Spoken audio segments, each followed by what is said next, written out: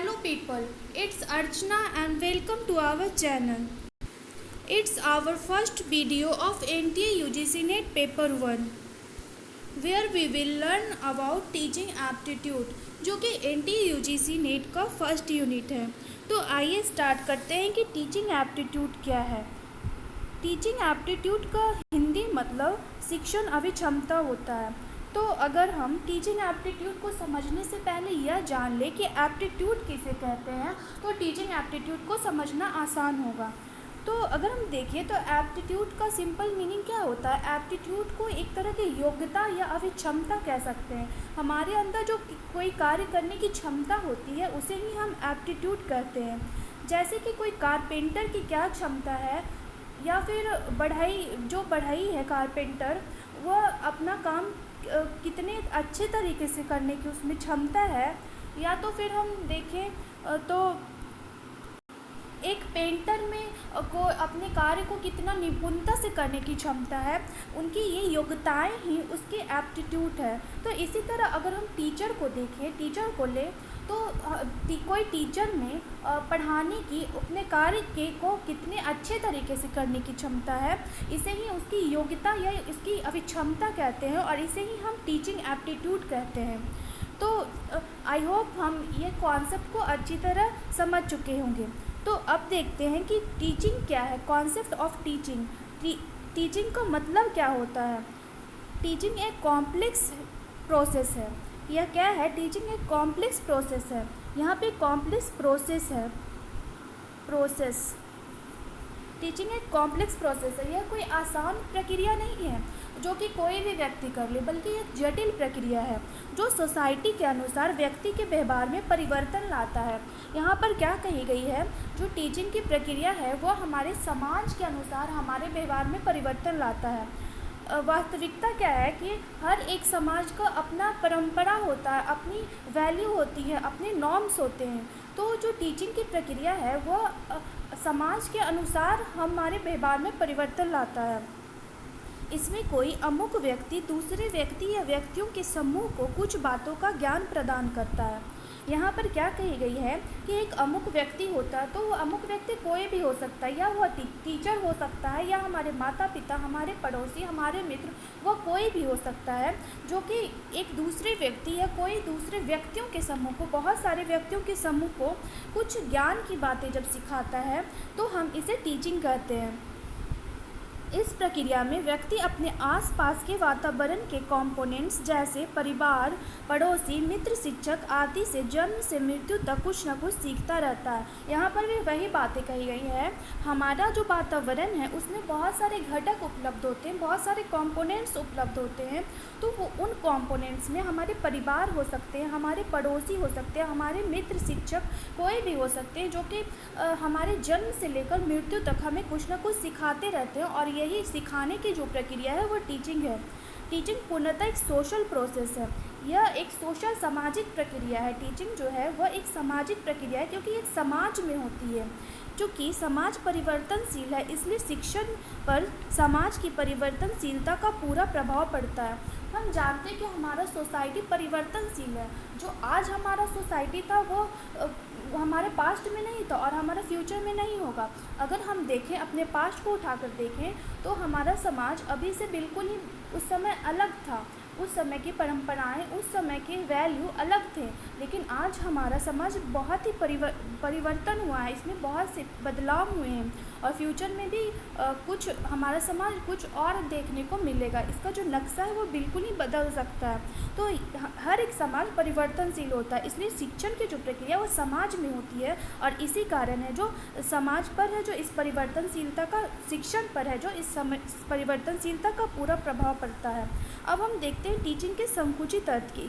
जो संकुचित narrow definition क्या है टीचिंग का, इसमें जिसके द्वारा शिक्षक किसी शिक्षा संस्थान में शिक्षार्थियों को पूर्व निश्चित ज्ञान प्रदान करता है। यहाँ पर क्या कही जा रही है कि एक इंस्टीट्यूट है और उस इंस्टीट्यूट में कुछ विद्यार्थी हैं और एक टीचर है। तो वो इंस्टीट्यूट या क्लासरूम में जब टीचर अपने बच्चों को पढ़ाता है तो ये शिक्षण है। यह बहुत ही लिमिटेड बातें कही जा रही है यहाँ पर शिक्षण के संदर्भ में। अब अगर हम देखें कि इसका व्यापक अर्थ क्या है, वो तो बहुत संकुचित अर्थ था, वो एक कॉन्टेक्स्ट के अंदर था, वो एक क्लासरूम के अंदर था टीचिंग। लेकिन अब हम देखते हैं कि इसका व्यापक अर्थ क्या है। लर्नर्स को एक्टिव रहने का अवसर देना, टीचिंग का मतलब है जो लर्नर को क्रियाशील रहने का अवसर देना। टीचिंग है जो क्या करता है, लर्नर को एक्टिव रखता है।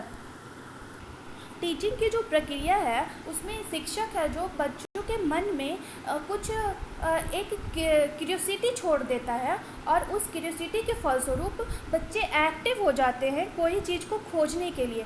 तो यह भी एक टीचिंग है, यह भी एक टीचिंग की प्रक्रिया है।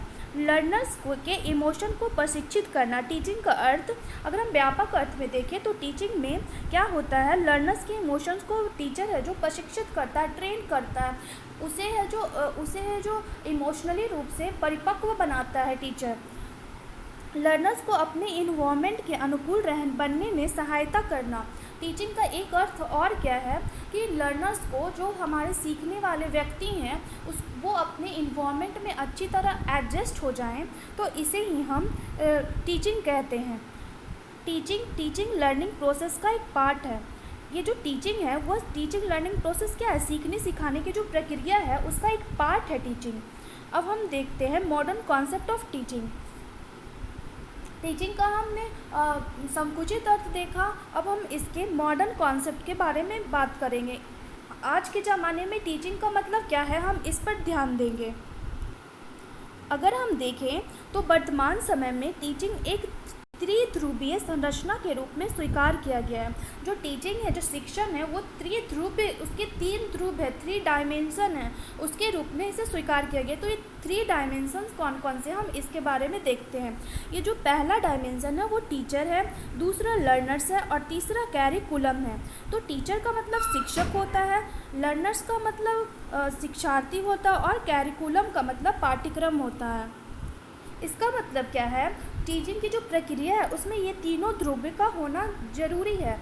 अगर एक भी ध्रुव को हटा दिया जाए, एक भी डायमेंशन को हटा दिया जाए, तो टीचिंग की प्रक्रिया नहीं होती है। अब अगर हम देखें तो टीचिंग की जो ये प्रोसेस है उसमें टीचर का सबसे ही महत्वपूर्ण रोल होता है, बहुत ही इम्पॉर्टेंट रोल होता है। शिक्षक ही एक टीचिंग की जो प्रक्रिया है उसका नींव जो है वो शिक्षक ही हैं, जो कि जिससे कि विद्यार्थी है, लर्नर्स है, जो अपने की प्राप्ति करते हैं उसमें उसे सफलता मिलती है। टीचर एक गाइड होता है जो कि टीचिंग की प्रक्रिया में हमारी मदद करता है। जो हमारे टीचर है वो टीचिंग प्रोसेस का एक आधारभूत तत्व है, उसका आधार है, और इसके बिना हमारी टीचिंग की प्रक्रिया पूर्ण ही नहीं हो पाएगी। अब अगर हम बात करें लर्नर्स की, तो लर्नर्स भी टीचिंग में एक बहुत ही इम्पॉर्टेंट रोल अदा करते हैं, क्योंकि अगर टीचर हो और लर्नर्स ही ना हो तो सिखाया किसे जाएगा। तो जो शिक्षा प्राप्त करने वाले जो होते हैं वो लर्नर्स ही होते हैं, इसलिए लर्नर्स के बिना शिक्षण की प्रक्रिया पूरी नहीं हो सकती है।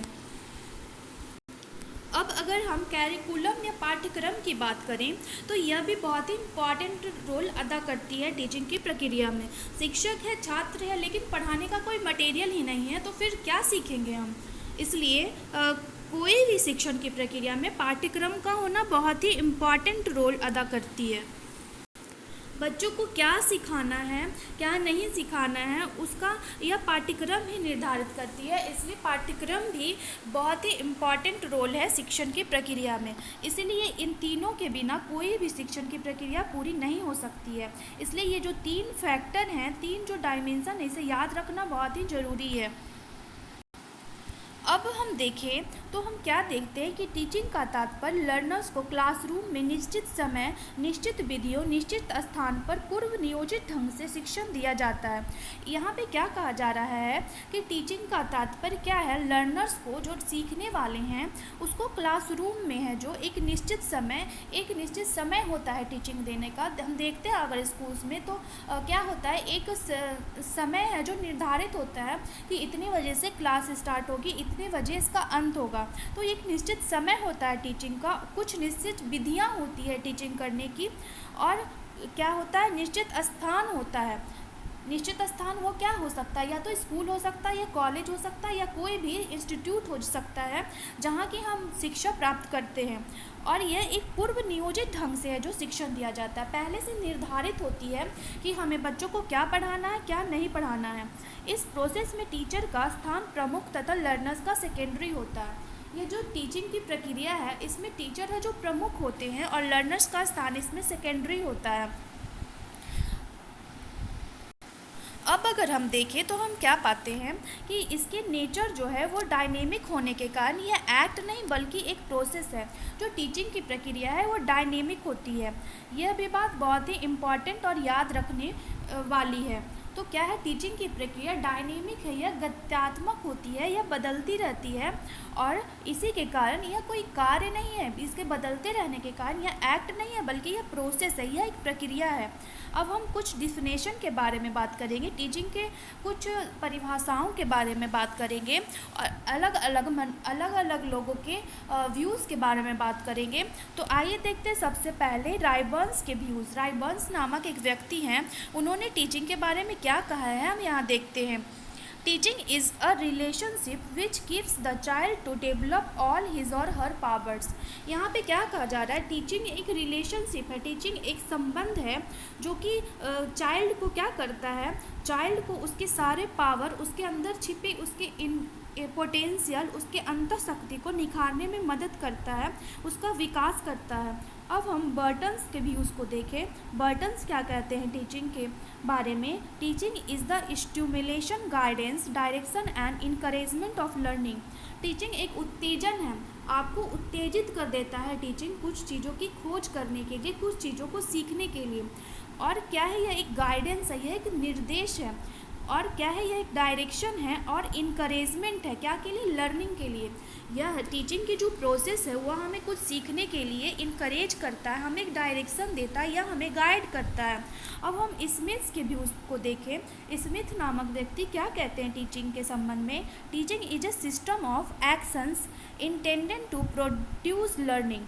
क्या है, टीचिंग एक सिस्टम है जो कि लर्निंग को प्रोड्यूस करता है। अगर टीचिंग ना हो तो लर्निंग भी नहीं होगी।